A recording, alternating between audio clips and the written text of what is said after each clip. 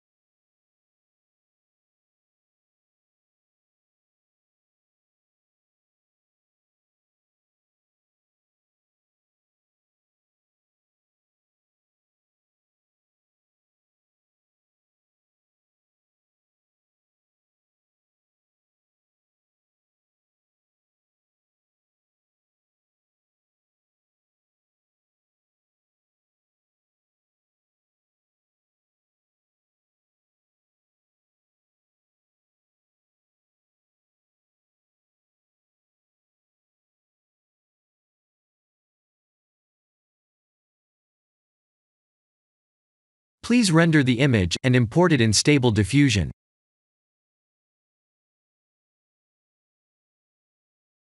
I'll share the full prompts in the description below. Please set the preprocessor to none, and select the correct depth model.